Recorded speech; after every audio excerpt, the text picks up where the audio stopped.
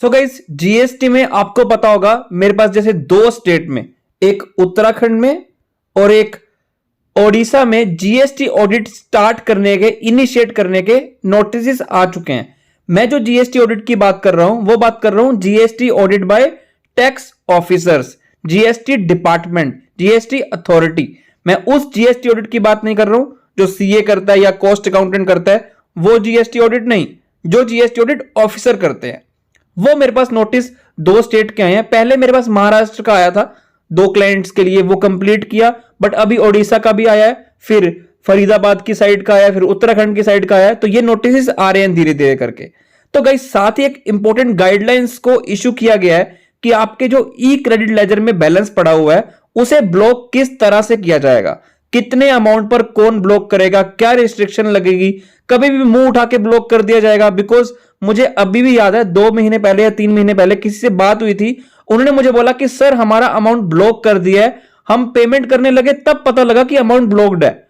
उनको कोई कंफर्मेशन, कोई नोटिस, कोई कुछ कंफर्म नहीं किया कि आपका अमाउंट क्यों ब्लॉक किया जा रहा है, कोई रीजंस मेंशन ही नहीं किए।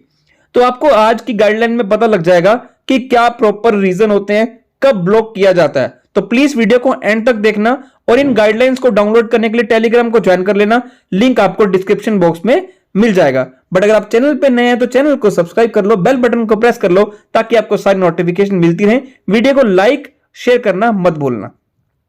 Guidelines for disallowing debit of e credit ledger under rule 86A। But सबसे पहले रूल 86A को थोड़ा ब्रीफ कर लेते हैं। कमिश्नर या प्रिंसिपल कमिश्नर या कोई भी ऑफिसर जो ये अलाउ करे अपने बिहाफ पर, उनको पावर करने के लिए अलाउ करे, आप ये एक्शन ले सकते हो not below the rank of assistant commissioner.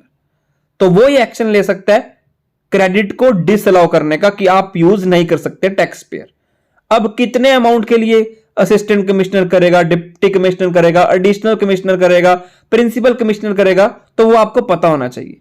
सबसे पहली बात इंपॉर्टेंट, जो भी ये एक्शन ले रहा है आपके अगेंस्ट, टैक्स पेयर के अगेंस्ट, इन ऑफिसर्स को रीजंस बताने पड़ेंगे, रीजंस टू बिलीव कि क्रेडिट क्यों ब्लॉक किया जा रहा है।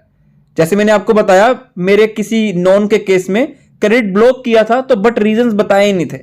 तो उस केस में सबसे पहले उनको रीजंस बताने पड़ेंगे कि आपको क्यों लगता है। अब क्या कंडीशंस हैं, ये जो नीचे पॉइंट्स लिखे हुए हैं A B C D, इनमें से कोई भी एक फुलफिल हो जाए तो सामने वाला ऑफिसर आपका क्रेडिट ब्लॉक कर सकता है।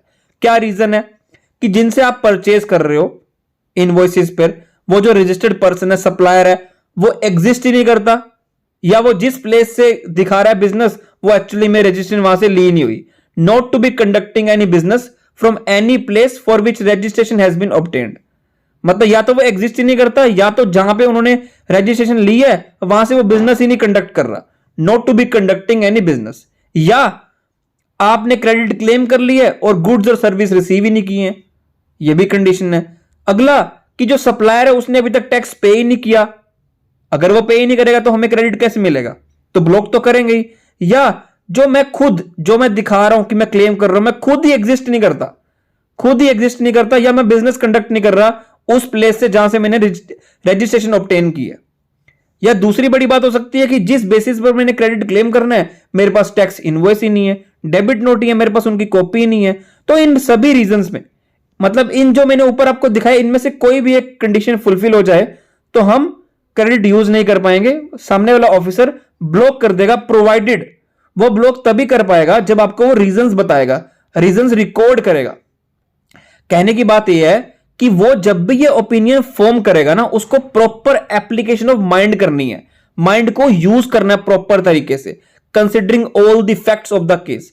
मतलब प्राइमा फेसी जो उसको दिख रहा है वो चेक करे कि हाँ ये जो क्रेडिट अवेल किया कहीं फ्रॉड से अवेल किया है, इनएलिजिबल जो है क्या वो ये इनएलिजिबल क्रेडिट है इसलिए यूज नहीं करना है। तो वो प्रॉपर रीजंस फॉर्म करें कि हाँ अब सिर्फ डिसअलाउ करने का एक रीजन रह गया है, नेसेसरी है, अदरवाइज ये रेवेन्यू ऑफ इंटरेस्ट, मतलब जो गवर्नमेंट के इंटरेस्ट के अगेंस्ट हो जाएगा, इसलिए ब्लॉक करना ही पड़ेगा। तो उनको रीजन प्रॉपरली फ्रेम करने पड़ेंगे। अब ये जो रिस्ट्रिक्शन है कितने टाइम पीरियड की लगेगी? सच restriction shall cease to have effect after the expiry of a period of 1 year from the date of imposing such restriction। तो इसका मैं रेलेवेंस बताता हूं कि विद इन 1 ईयर क्या होगा, बट उससे पहले आप ये देखो कि ये जो लिमिट्स है कौन ऑफिसर एक्शन लेगा। फॉर एग्जाम्पल जो आपका इनएलिजिबल क्रेडिट है या फ्रॉड से अवेल किया है वो अमाउंट मैक्सिमम ₹1 करोड़ है, तो कौन सा ऑफिसर अलाउ करेगा, मतलब डिस अलाउ कर सकता है, कौन सा ऑफिसर पावर को यूज करेगा, डिप्टी कमिश्नर या असिस्टेंट कमिश्नर। अगर अमाउंट 1 करोड़ से ज्यादा है, 5 करोड़ तक है, तो एडिशनल कमिश्नर या ज्वाइंट कमिश्नर।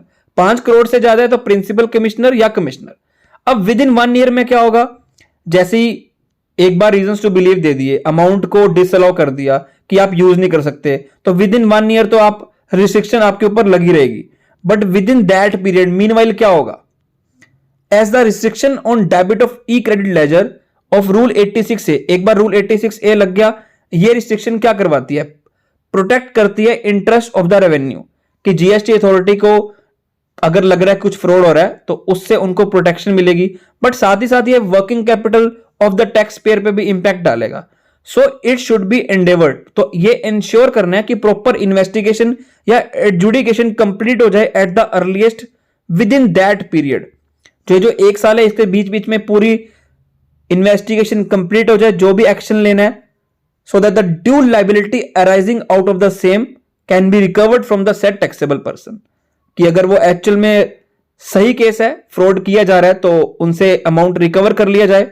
सो अगर आपको वीडियो में कुछ भी अच्छा लगा तो लाइक शेयर कमेंट मत भूलना। Till then good bye.